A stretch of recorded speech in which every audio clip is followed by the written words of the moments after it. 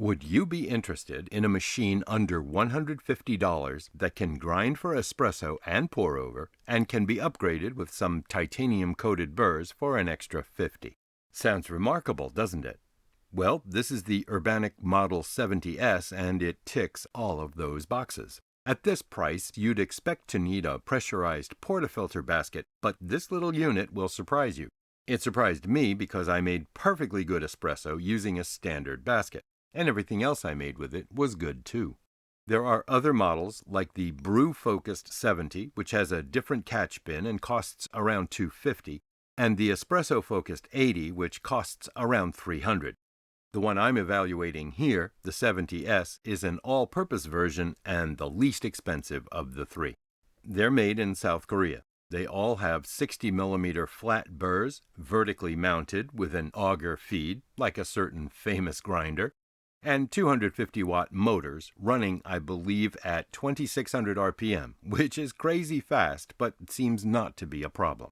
I'm going to use it for both pour-over and espresso, and do a fairly thorough teardown toward the end. This could be the least expensive of the truly competent entry-level coffee grinders. So let's put her to the test, shall we?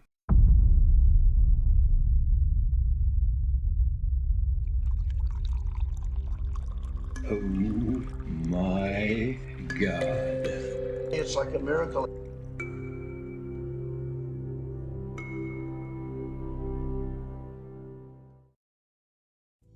It has a certain charm with its classic retro look. It's small, it doesn't occupy much kitchen space, it's light and easy to move. In terms of price, it's hardly a major commitment, so there are advantages, especially for those of us who are still trying to figure out just how involved in coffee we want to get. There's a 3-position rocker switch here. The middle position is off, the lower one is full on, and the upper one allows operation with the bump switch, which is really touchy. You get a catch cup with a lid and a brush. The cup is nice, possibly made by the same outfit that makes the one Eureka uses. The quality of finish isn't quite on par, but it's close. The hopper is rather small with a simple gate valve. Because of its size, I've been using it as a single doser. This little plastic set screw here is not my favorite feature. Let's start with the whiteboard ink test for basic burr alignment.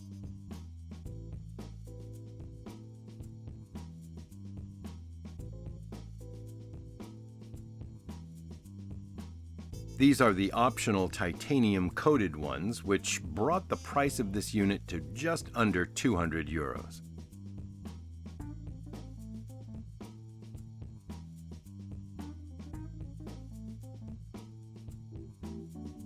The adjustment knob doesn't allow for the burrs to touch. I would need to recalibrate it, so I'll just use my fingers here. I'm pressing evenly and close to the outer edge. In real-world conditions, under a load, the forward burr is going to deflect a bit, but for our starting static alignment, this is great.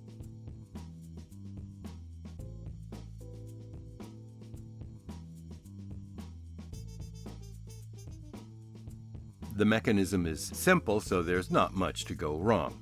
The adjustment knob moves this bearing forward and back against spring pressure. The company has a video showing how to recalibrate the adjustment range, so I'll just link that in the description rather than duplicate it. I can't say that these wipers fill me with confidence, but the coffee grounds do get a gravity assist, so we'll see about that. I'll come back after I've used the machine for a couple of weeks to see how clean it is in here. The company recommends grinding no more than 100 grams at a time, or say about a minute of continuous use under load. It is light duty, but remember, if you grind a total of 200 grams per day at 2 grams per second, the machine will be running for 100 seconds per day under a load. If you do that 7 days a week, you get a grand total of 10 hours per year of actual work. So really, how tough does it have to be? Let's look at pour-over performance, then espresso. Grinding is straightforward. You can use or remove this little rubber awning. I think it attracts chaff, so it might be neater without. I would recommend keeping the catch cup under the chute all the time in case any clumps drop out. The best pour over for me was in the middle of the scale with the little pointer at 12 o'clock. I found more fines than with some of the other grinders that I keep on hand. Here you can see the aftermath from my standard test, a 30-gram dose with 400 milliliters of water in and roughly 300 milliliters out, aiming for 4 minutes. I always sieve off the chaff and the largest boulders so we can see the surface clearly. There are more fines proportionally than I get with the Eureka single dose on the right here and the Fiorentino all ground on the left. The motor speed might be the reason, but the flavor was good. Now, for tasting, the procedure is a bit different. I always use the entire dose and I look for the optimal time, which in this case was 5 minutes. So I kept the grind setting as it was and swapped in a slower paper. The coffee was reasonably complex and aromatic with a good undercurrent of bittersweet, chocolatey flavors that I happen to like. While it wasn't flawless, it tasted noticeably better than pour-over from, say, an expensive prosumer grinder focused on espresso. This produced perfectly respectable coffee. I could live with it easily. Some users report problems with retention, but I saw very little. First, just rocking it after grinding, I would get around 0.2 of a gram. Opening the chamber after a few days of use, I would find some ground coffee on the auger and behind it and up against the rear bearing carrier, but it wasn't bad.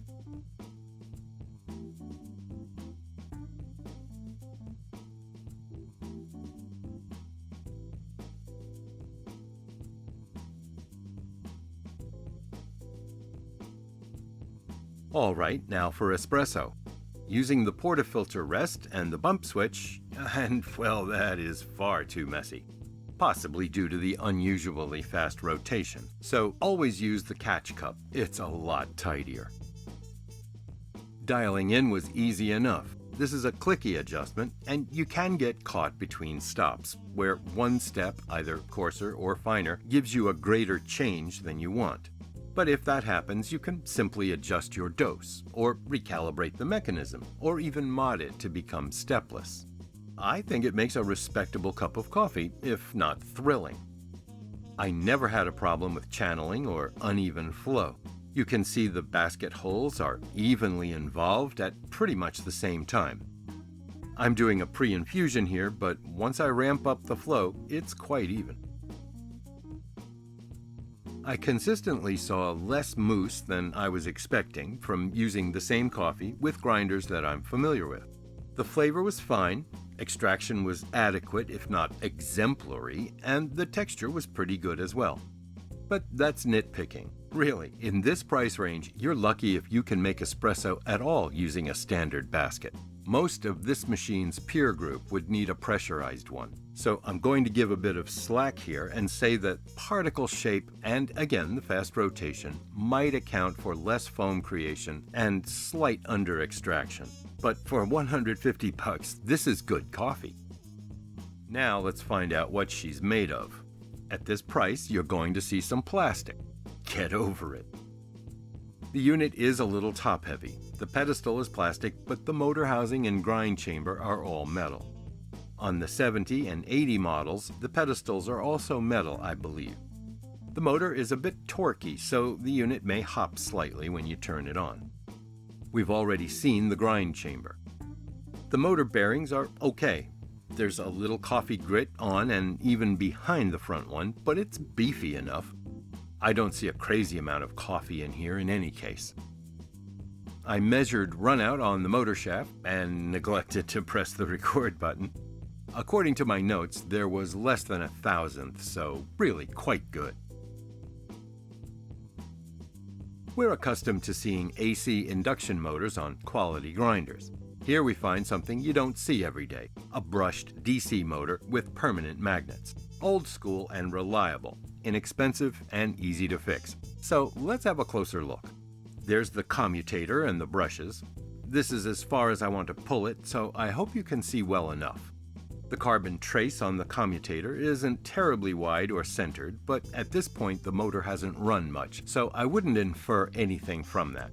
I bet it'll look alright when the brushes have worn in a bit. We have a circuit breaker that you can reset with the little red button underneath. The controller or driver has a couple of transformers with a bridge rectifier. That black wafer there. It will have 4 diodes inside, changing the AC sine wave to a DC sawtooth. The yellow gadgets are plastic film capacitors to smooth out the ripple and rectify the voltage. And the blue ceramic ones help to buff the waveform too.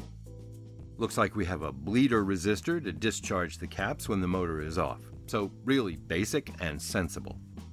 On the reverse, you can see it's been wave soldered, as you'd expect, really clean, and the fillets are full and even. Nice, high standards here. If the internals strike you as dainty, remember what I said earlier. The motor will probably run for 2 minutes a day or less.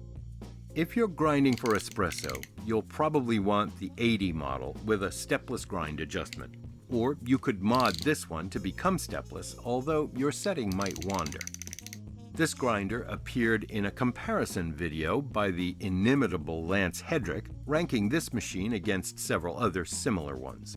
You'll find a link to it in the description. That video also covers the stepless grind adjustment mod that I mentioned, and numerous burr options, so it's definitely worth a watch if you're thinking about buying this machine.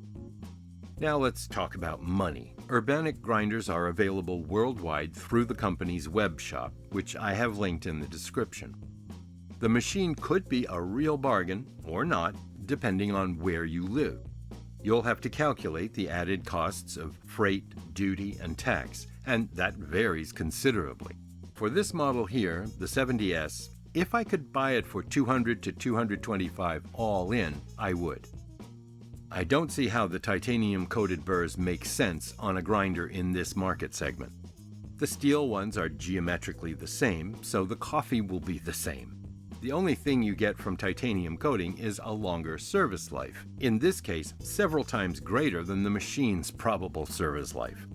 It would be a reasonable entry-level grinder for an inquisitive beginner, a machine that your knowledge and skills might outgrow, but it gives you time to explore different ways of brewing, which could inform your eventual purpose of a prosumer grinder oriented toward the sort of coffee you prefer.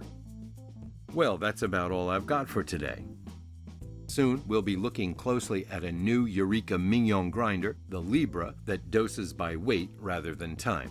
And I'll be buying a deluxe coffee machine, which I'll be tearing down completely over the next few months, while diving deep into espresso wisdom and even some voodoo. So keep in touch. Cheers!